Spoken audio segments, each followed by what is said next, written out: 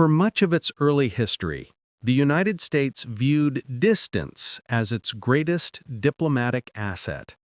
Separated from Europe and Asia by vast oceans, Americans believed they could develop their society, expand their economy, and defend their interests without entangling themselves in the endless rivalries that had shaped the Old World for centuries. This belief, rooted in the warnings of George Washington's farewell address and strengthened through decades of experience, gave rise to a powerful national tradition that came to be known as isolationism. It was not simply a foreign policy stance, it became a deep cultural instinct, shaping the way Americans interpreted threats, alliances, and their own place in world affairs. By the early 20th century, isolationism faced repeated tests. The First World War dragged the United States into global conflict despite long attempts to avoid involvement. Although the Allied victory resulted in new international responsibilities for the United States, the human and economic costs of the war left many Americans convinced that the conflict had been a catastrophic mistake. By the 1920s and 1930s, the public mood shifted sharply toward withdrawal from global politics, shaped by grief, economic hardship, and a growing disillusionment with what many perceived as manipulative diplomacy by European powers. A powerful narrative, popularized by the merchants of death theory, suggested that arms manufacturers had pushed the nation into war for profit. Whether true or not, the idea heightened skepticism of foreign entanglements. The Great Depression further hardened this inward-looking attitude. With millions unemployed and industries collapsing, Americans increasingly demanded that their leaders devote full attention to domestic recovery rather than foreign crises. As fascist and militarist regimes rose across Europe and Asia, many Americans acknowledged these developments with concern, but remained determined to avoid being drawn into another distant conflict. This public sentiment was so strong that politicians across the ideological spectrum embraced it, turning isolationism into one of the most potent political forces of the decade. It was in this climate, marked by economic anxiety, trauma from the First World War, and distrust of international commitments, that Congress passed a series of laws collectively known as the Neutrality Acts.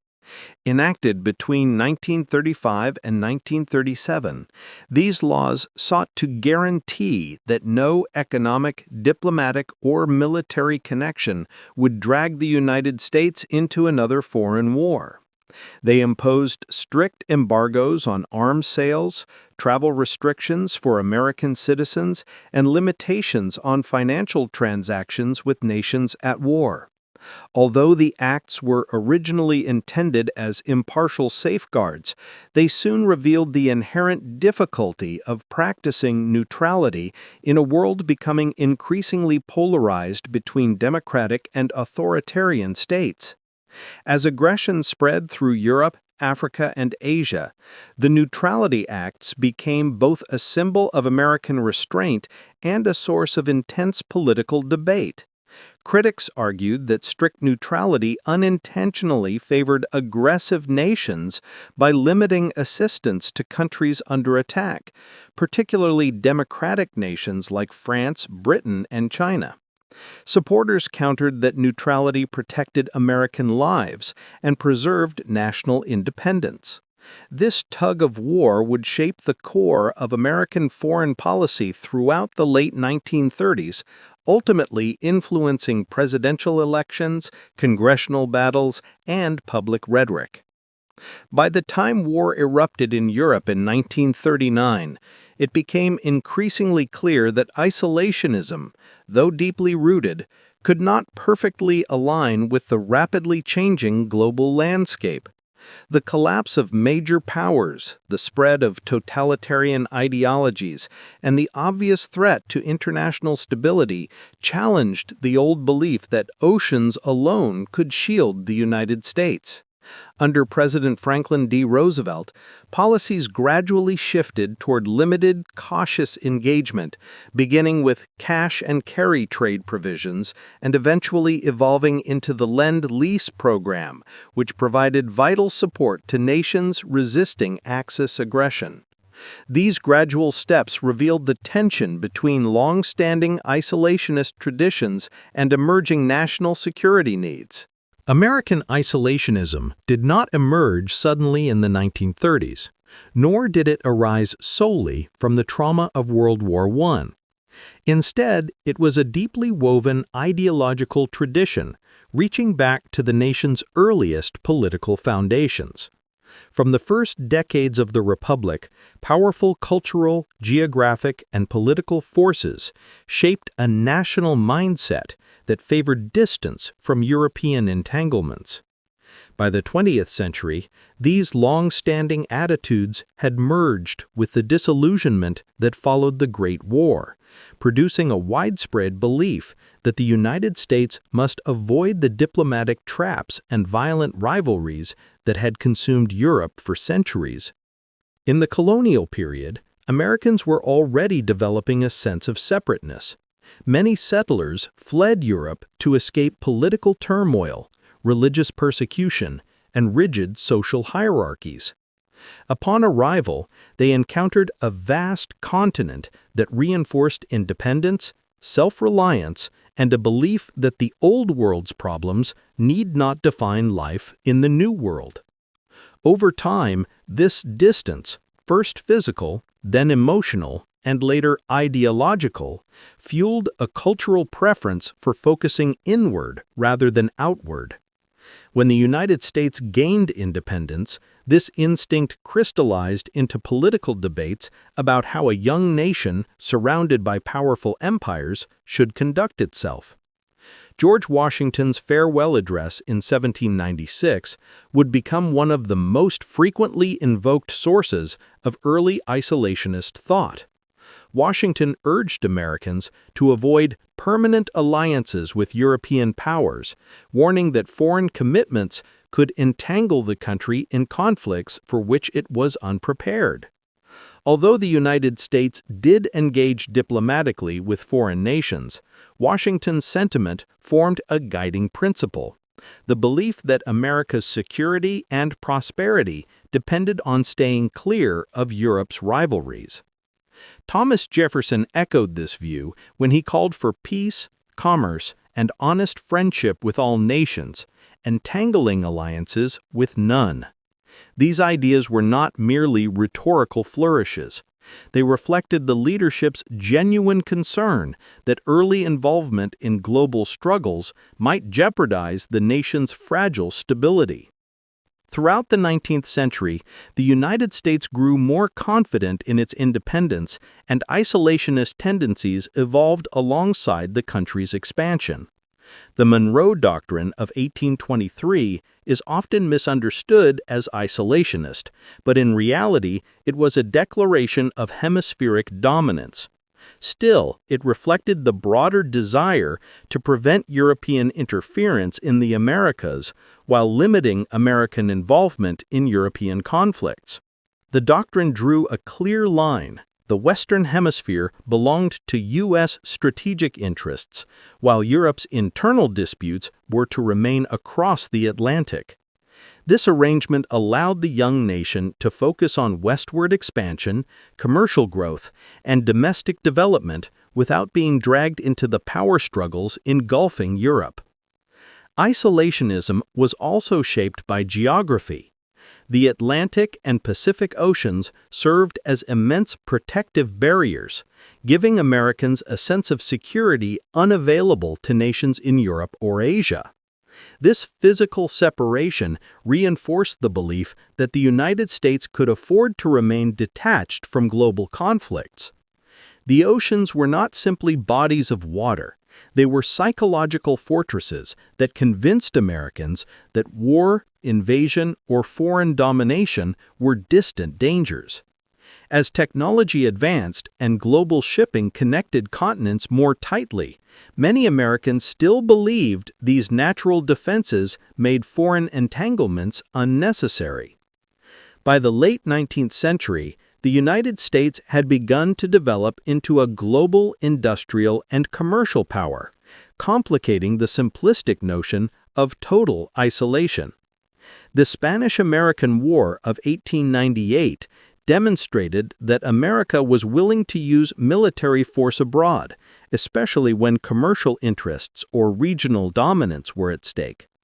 However, even after acquiring territories such as the Philippines, many Americans remained deeply uneasy about international engagement. Anti-imperialist groups argued that overseas expansion contradicted America's founding principles and risked entangling the nation in imperial rivalries.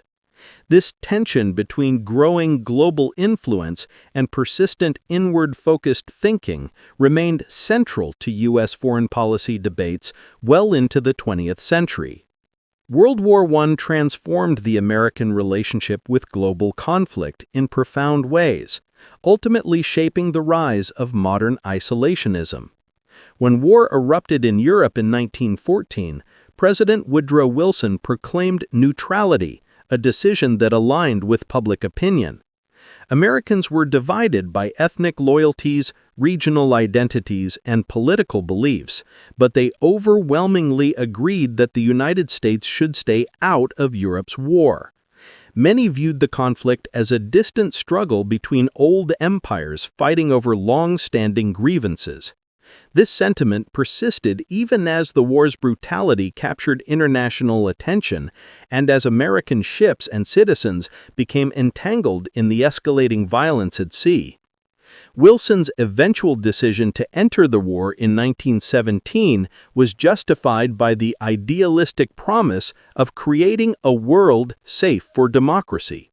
But the hopes for post-war peace quickly collapsed. The Treaty of Versailles fostered resentment in Europe. The League of Nations was weakened by the U.S. refusal to join, and many Americans felt that the war's sacrifices had been squandered. The return of wounded veterans, rising social tensions, and the sense that economic troubles were linked to European instability all intensified public disillusionment. The period after World War I did not simply renew isolationism, it radicalized it. Many Americans concluded that entering the war had been a catastrophic mistake brought about by propaganda, financial manipulation, and political misjudgment. This led to the revisionist view of the war, promoted by influential writers and politicians who argued that bankers, munitions companies, and British interests had pushed America into the conflict. Books, speeches, and congressional investigations fueled suspicion that foreign entanglements served only the wealthy and powerful. The Nye Committee hearings of 1934 through 1936 amplified this mistrust, presenting the idea that arms manufacturers had profited enormously from the war and had secretly encouraged American entry. Although historians continue to debate the committee's conclusions, its findings dramatically shaped public attitudes and strengthened demands for strict neutrality in future wars. The political climate of the United States in the 1930s was shaped by a convergence of economic hardship, public disillusionment, ideological tensions, and an intensifying global crisis. At the heart of this environment was the Great Depression, a catastrophe that left millions of Americans unemployed, displaced, and uncertain of the future. This decade did not simply reinforce isolationist sentiment, it transformed it into a powerful political force that shaped congressional action, executive policymaking, and public opinion at every level. The domestic and international pressures of the period created a landscape in which neutrality became both a political demand and a national conviction.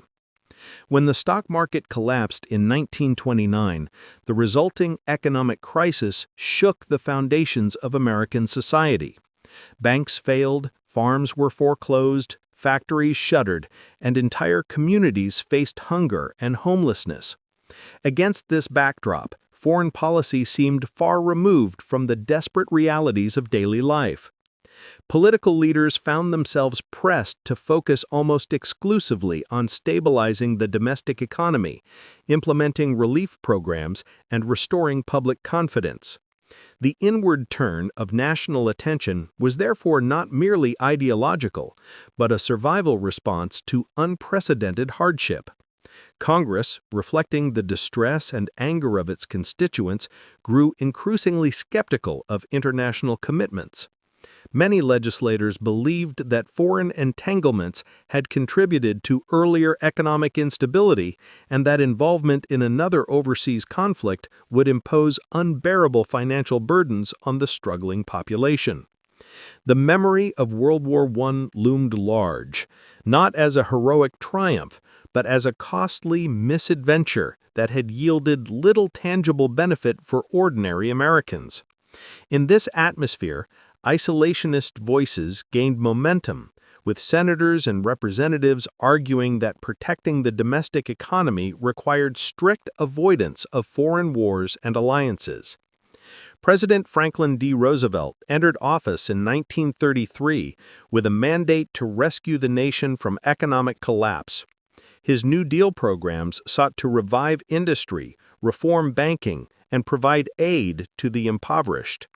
Although Roosevelt personally leaned toward an internationalist perspective, he recognized that the public's overwhelming priority was recovery at home.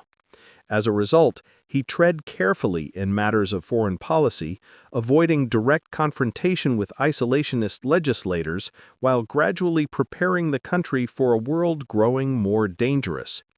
Political movements during the 1930s reflected widespread dissatisfaction with existing institutions. Populist voices emerged on both the left and the right, criticizing economic inequality, political corruption, and the perceived failure of elites. Figures such as Huey Long, Father Charles Coughlin, and Dr. Francis Townsend offered their own visions for national renewal, capturing the frustrations of millions. While these movements differed in ideology, they shared a focus on domestic reform rather than international engagement. Their popularity reinforced the belief that America's challenges lay at home, not abroad. The rise of aggressive regimes in Europe and Asia added further complexity to the political climate. Adolf Hitler consolidated power in Germany, Benito Mussolini expanded Italy's imperial ambitions, and Japan pursued military dominance in East Asia. Although these developments alarmed some policymakers, the general public remained skeptical of intervention. Many Americans viewed these foreign conflicts as distant concerns or internal struggles that did not warrant U.S. involvement. The trauma of the Great War and the devastation of the Depression convinced many that the nation could not afford another overseas entanglement. Public opinion polls, a relatively new tool in the 1930s, revealed the depth of anti-war sentiment. Surveys consistently showed that a vast majority of Americans opposed entering any foreign conflict under any circumstances. Even as news of European rearmament and international aggression reached the United States, the prevailing mood remained firmly non-interventionist. Newspapers across the country published editorials urging Congress to strengthen neutrality laws and prevent a repeat of 1917. Radio broadcasts amplified these views, shaping public understanding of global events through commentary that emphasized caution and restraint. Congress, responding to this public sentiment, asserted its authority over foreign policy. Many legislators believed that the executive branch had wielded too much power during World War I, dragging the nation into conflict without sufficient oversight. To prevent such a scenario from recurring, Congress championed neutrality legislation that restricted the president's ability to engage in actions that might lead to war. This shift in the balance of power reflected not only institutional rivalry, but also a widespread conviction that democratic governance required transparency and public control over decisions of war and peace. Isolationist organizations flourished during the decade, reflecting the growing influence of anti-war sentiment. Groups such as the American Union for Concerted Peace Efforts, the Keep America Out of War Committee, and various student-led movements on college campuses campaigned vigorously against foreign entanglement. Their memberships ranged from pacifists to conservative business leaders, united by the belief that America's future depended on avoiding the bloodshed and instability engulfing the rest of the world. Although their strategies varied, these organizations contributed significantly to shaping public discourse and pressuring lawmakers to adopt stringent neutrality policies. The legacy of World War I remained a potent political force. Many Americans felt betrayed by the outcome of the conflict, believing that the sacrifices made on European battlefields had failed to bring lasting peace or security. Veterans organizations voiced frustration at inadequate pensions and limited government support, deepening resentment toward political leaders who had championed the war effort. This collective disillusionment fueled skepticism toward claims that foreign involvement might promote democracy or stability. Instead, the dominant belief was that America must prioritize its own security and prosperity. Debates about military spending further reflected the tensions of the era. The Great Depression forced deep cuts to defense budgets, leaving the armed forces underfunded and ill-prepared. Many policymakers argued that military engagement abroad would require costly expansion of the Army and Navy, funds that the nation could not spare. Others maintained that focusing on domestic reconstruction was more urgent than participating in distant conflicts. Even as global tensions escalated, efforts to increase defense spending faced resistance from lawmakers wary of fueling the arms industry or provoking foreign rivals. The political culture of the 1930s was also shaped by shifting ideological currents. Progressives argued for cooperative internationalism, envisioning a world governed by diplomacy rather than militarism. Conservatives, in contrast, emphasized national sovereignty and warned against entanglement in international institutions that might restrict American freedom of action. Despite their differences, both groups often found common ground in supporting neutrality as a means of protecting the nation from external turmoil. Media coverage played a crucial role in shaping public attitudes. Journalists highlighted stories of economic struggle, political corruption, and social displacement within the United States, reinforcing the sense that foreign affairs were secondary concerns. When reporting on global events, many newspapers framed conflicts as evidence of Europe's chronic instability, contrasting it with America's perceived moral and political superiority. These narratives strengthened the belief that involvement in overseas conflicts would undermine rather than defend national interests. Ethnic politics further influenced the decade's political landscape. Immigrant communities with roots in Europe often held strong views about conflicts affecting their ancestral homelands. However, rather than urging American intervention, many of these communities advocated for neutrality to prevent the United States from siding against their relatives abroad. German Americans, Irish Americans, Italian Americans, and Eastern European immigrants all contributed to the call for non-intervention, albeit for different reasons. Their combined political influence added weight to congressional efforts to enforce strict neutrality. Amid this intensely domestic focus, foreign policy debates still simmered beneath the surface. A small but vocal minority argued that ignoring the rise of authoritarian regimes posed long-term dangers. They warned that aggression in Europe and Asia might eventually draw the United States into conflict whether it wished to participate or not.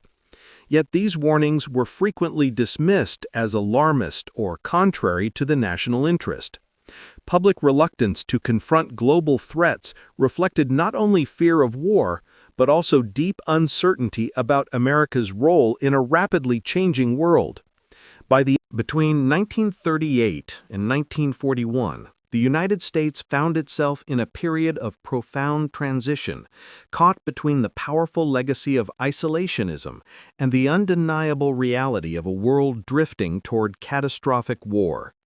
The political, diplomatic, and military choices made during these years reflected a gradual, though often contested, shift away from strict neutrality. As aggression by totalitarian regimes accelerated, the Roosevelt administration worked to prepare the nation for the possibility of conflict, even as many Americans continued to resist the idea of direct involvement. This chapter examines the evolving policies, debates, and events that defined this tense and transformative era. By 1938, the limitations of the Neutrality Acts were becoming increasingly evident. Adolf Hitler's expansionist agenda gained momentum as Germany annexed Austria in the Anschluss and demanded control of the Sudetenland in Czechoslovakia. These aggressive moves caused significant concern among American leaders who recognized that European democracy was under severe threat. Yet the U.S. government remained bound by neutrality legislation that restricted its ability to aid potential victims of aggression. The Munich Agreement of 1938, which allowed Germany to annex the Sudetenland, was widely viewed in the United States as a warning sign that appeasement would not stop Hitler's ambitions. Still, public sentiment favored staying out of European disputes, reinforcing the political constraints on any shift in foreign policy. The following year brought even more alarming developments. In March 1939, Germany occupied the rest of Czechoslovakia, signaling that Hitler's territorial ambitions extended far beyond claims of ethnic unity. Soon after, Italy invaded Albania, while Japan continued its brutal campaign against China. These mounting threats challenged the assumption that neutrality would ensure American security. President Roosevelt increasingly believed that the United States could not remain indifferent to the rise of authoritarian powers.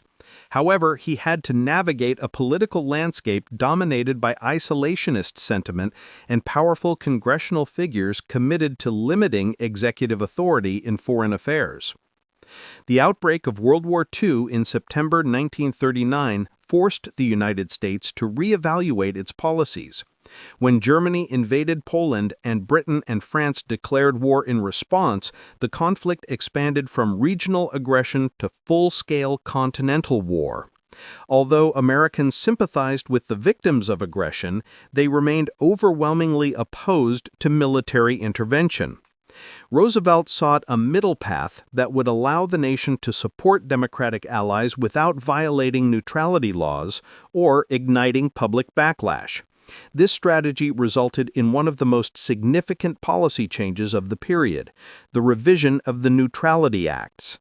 In late 1939, Congress agreed to modify the earlier legislation by reinstating and expanding the cash and carry provision.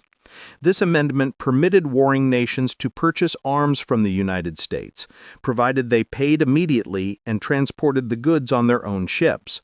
The measure was designed to aid Britain and France, who had the naval capacity to transport supplies safely.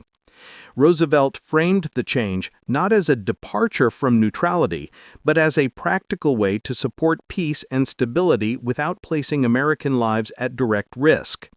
Although many lawmakers remained uneasy, the revised act reflected a growing recognition that the United States needed to adapt its policies to the evolving global crisis. As the war progressed, Roosevelt moved cautiously but steadily toward greater international engagement. He emphasized the need for national defense, arguing that a strong military was essential in a world where aggression was spreading rapidly. Throughout 1940, the administration promoted programs to expand military production, modernize the armed forces, and strengthen coastal defenses. These efforts were bolstered by increasing evidence that Britain stood as the last major barrier between Nazi Germany and dominance over Western Europe. When Germany launched its blitzkrieg in the spring of 1940, rapidly conquering Denmark, Norway, Belgium, the Netherlands, and France, the threat of a German-controlled Europe became starkly apparent. The fall of France in June 1940 marked a turning point in American policy. With Britain now standing alone against the Axis powers, Roosevelt believed that the United States had to provide more substantial assistance to prevent the collapse of European democracy. Still, direct intervention remained politically untenable. To navigate this challenge, Roosevelt introduced the Destroyers for Bases Agreement. Under this arrangement, the United States transferred 50 aging destroyers to Britain in exchange for long-term access to military bases in the Western Hemisphere. The deal strengthened British naval defenses while enhancing American security, allowing Roosevelt to act decisively without seeking congressional approval. This creative approach illustrated how the administration maneuvered within political constraints to support beleaguered allies. As 1940 progressed, Roosevelt took further steps to prepare the nation for potential involvement in the war. One of the most significant measures was the Selective Training and Service Act, signed into law in September 1940. This act established the first peacetime draft in American history, requiring men between the ages of 21 and 35 to register for military service. Although controversial, the draft reflected mounting concern that the United States needed a larger and more prepared military force. Roosevelt framed the initiative as essential to national defense, emphasizing that readiness was crucial in an unpredictable world. The presidential election of 1940 served as a referendum on America's future course. Roosevelt, seeking an unprecedented third term, campaigned on the promise that he would not send American troops into foreign wars unless the nation was attacked. His opponent, Wendell Willkie, criticized aspects of Roosevelt's foreign policy but ultimately shared the belief that aiding Britain was vital. This unusual convergence signaled a shift in public opinion. While Americans still opposed direct involvement, many now recognize the importance of supporting nations fighting against totalitarianism. Roosevelt's victory in the election strengthened his mandate to pursue more assertive policies. Early in 1941, Roosevelt introduced the Lend-Lease Act, a groundbreaking program that allowed the United States to supply weapons, equipment, and other aid to nations whose defense was deemed vital to American security. This policy represented a significant departure from earlier neutrality laws, enabling the U.S. to provide massive support to Britain, China, and later the Soviet Union. The Lend-Lease Act transformed the United States into the arsenal of democracy, supplying crucial resources to countries resisting Axis aggression. Although isolationist leaders fiercely opposed the measure, arguing that it would inevitably drag the nation into a war that was not its own, the act passed with substantial public support. Throughout 1941, tensions between the United States and Axis powers grew increasingly strained. German submarines targeted ships in the Atlantic, threatening American vessels engaged in escort and patrol missions. Roosevelt ordered the U.S. Navy to undertake shoot-on-sight patrols, effectively placing the nation in an undeclared naval conflict with Germany. Meanwhile, Japan's expansion across Asia and the Pacific heightened concerns about future conflict. In response, the United States imposed economic sanctions, including restrictions on oil exports, in an effort to curb Japanese aggression. These measures reflected a broadening recognition that maintaining peace required confronting expansionist regimes. Despite rising tensions, many Americans clung to the hope that war could be avoided. The nation remained divided between those who believed that aiding the Allies was essential to American security and those who insisted that any form of involvement could lead to disaster. The America First Committee, the most prominent isolationist organization of the era, campaigned vigorously against what it viewed as creeping interventionism. Prominent public figures warned that Roosevelt's policies risked entangling the United States in a conflict that was not its own. However, the president maintained that aiding nations resisting aggression was the only realistic way to protect American interests. By late 1941, the fragile balance between neutrality and engagement was nearing its breaking point. The United States was no longer a detached observer, but an active supporter of nations fighting totalitarian regimes. American factories were producing vast quantities of war materials, naval patrols were confronting German submarines, and diplomatic pressures on Japan were increasing. Although Congress had not declared war, the country was undeniably moving closer to involvement in the global conflict. The decisive moment came on December 7, 1941, when Japanese forces launched a surprise attack on Pearl Harbor. This event shattered the illusion that the United States could remain insulated from global conflict.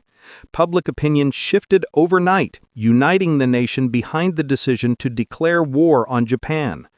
Germany and Italy responded by declaring war. The closing years before America's entry into the Second World War marked a profound transformation in national identity, political priorities, and global engagement. Although isolationism had dominated public opinion and legislative actions throughout the 1930s, events in Europe and Asia gradually pushed the United States toward reconsidering its long-standing reluctance to intervene in world conflicts. The Neutrality Acts, once powerful symbols of restraint, began to be questioned as the world slipped into violent upheaval.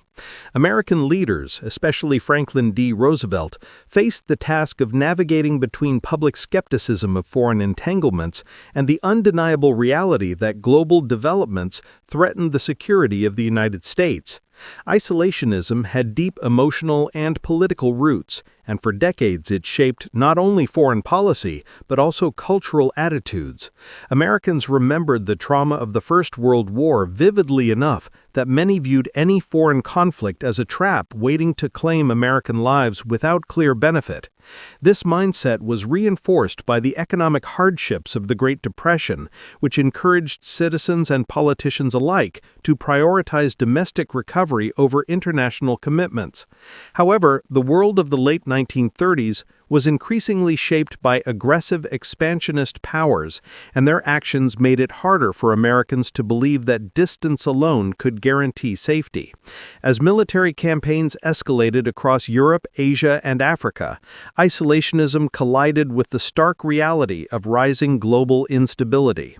The signing of the Molotov-Ribbentrop Pact in 1939, the invasion of Poland, and the subsequent declarations of war by major European nations signaled a decisive shift in global affairs. For the United States, these events forced difficult questions about how long neutrality could be sustained in a world where totalitarian regimes were gaining momentum. Even as the Neutrality Act of 1939 introduced the cash-and-carry provision, allowing belligerents to purchase supplies under strict conditions, it became clear that neutrality was evolving rather than holding firm. Though the law still sought to prevent the United States from being drawn into war, it also acknowledged a growing recognition that the preservation of democracy abroad might indirectly safeguard American interests. The rapid collapse of France in 1940 brought an unprecedented wave of concern and alarm across the United States. Until that point, many Americans assumed that the European balance of power would hold, and that large democratic nations could resist the advances of Axis aggression. The fall of France shattered that assumption. With Britain left standing alone against Nazi Germany, isolationist arguments weakened as more Americans realized that a German-dominated Europe could eventually threaten the Western Hemisphere. Although isolationist groups, such as the America First Committee, continued to campaign vigorously against intervention, the political climate increasingly favored Roosevelt's belief that supporting nations resisting invasion was essential for American security. Roosevelt's decision to push for the Lend-Lease Act in early 1941 represented the most significant shift away from traditional neutrality. The act authorized the United States to provide military aid to countries whose survival was deemed vital to American interests, effectively blurring the lines between neutrality and involvement. Critics argued that Lend-Lease constituted a direct step toward war, while supporters claimed it was a necessary measure to prevent the spread of authoritarian power. Despite the controversy, Lend-Lease passed and rapidly expanded American involvement in global defense efforts, with American factories now producing vast quantities of weapons, vehicles, and supplies for allied nations. The United States became, in Roosevelt's words, the arsenal of democracy. Even as policies shifted, public opinion remained cautious. Many Americans supported helping Britain but opposed sending American troops into war. This tension shaped political decisions through much of 1941. The United States increased military spending, reintroduced the draft, and expanded naval operations in the Atlantic, but leaders continued to reassure citizens that these steps did not constitute a commitment to full-scale war.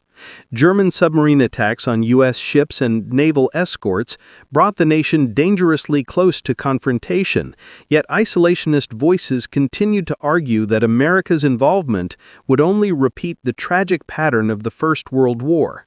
This delicate balance persisted until late 1941, even as the global situation deteriorated. The attack on Pearl Harbor on December 7, 1941, shattered any remaining illusions about the viability of isolationism. The sudden strike by Japan transformed public opinion overnight, uniting citizens who had long debated the merits of foreign engagement. The next day, the United States declared war on Japan, and shortly thereafter, Germany and Italy declared war on the United States. What had once been a nation determined to avoid foreign entanglements now found itself fully committed to a global conflict.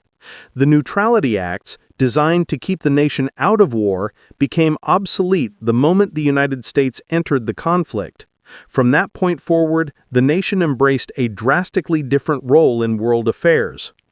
Although the Neutrality Acts had been shaped by sincere desires to avoid repeating past mistakes, they proved ill-suited for dealing with the complexities of rising authoritarian regimes. The rigid restrictions originally intended to prevent entanglement ultimately limited the United States' ability to respond flexibly to threats. Each revision of the laws reflected a growing recognition that neutrality could not be absolute when vital interests were at stake. By 1941, the gap between official neutrality and practical involvement had become so wide that the legal framework no longer matched the country's strategic actions. The outdated legislation effectively dissolved under the pressures of global war. The legacy of the Neutrality Acts extends far beyond their immediate impact on the pre-war years. Historians continue to debate whether the laws succeeded in delaying America's entry into conflict, or whether they emboldened aggressor nations by signaling American reluctance to intervene. Some argue that strict neutrality sent a dangerous message that democracies could not rely on American support until the threat became overwhelming. Others maintain that the laws reflected legitimate democratic caution, rooted in the painful experiences of the 1910s and 1920s. Regardless of the interpretation, the Neutrality Acts played a central role in shaping the political debates of the late 1930s and early 1940s. In the decades following World War II, American foreign policy shifted dramatically away from isolationism. The formation of the United Nations, participation in NATO, and commitment to long-term international alliances demonstrated that the United States had embraced a global leadership role. The experience of the Second World War, combined with the lessons learned from the Neutrality Acts, convinced policymakers that disengagement from world affairs was neither practical nor safe in the modern era. Even when attempts were made to retreat from foreign commitments in later decades, the foundational shift away from strict isolationism remained a defining feature of American identity. The story of American isolationism and the eventual abandonment of the Neutrality Acts reveals the complex interplay between public opinion, political leadership, and global events. It illustrates how deeply held beliefs can shift when confronted with urgent realities, and how legislation designed to safeguard peace can become obsolete in the face of unpredictable challenges. By the time the United States emerged as a dominant global power during and after the Second World War, the isolationist tradition that once guided national policy had been replaced by a new understanding of international responsibility. Today, debates about America's role in the world continue to echo themes of the isolationist era. Questions about military intervention, foreign aid, alliances, and global leadership remain deeply contested. Although the world has changed dramatically since the 1930s, the core dilemma persists. How should a powerful nation engage with international events while balancing domestic priorities and public sentiment? The story of the Neutrality Acts offers a historical lens through which to examine these ongoing debates, reminding modern policymakers that global engagement carries both risks and responsibilities.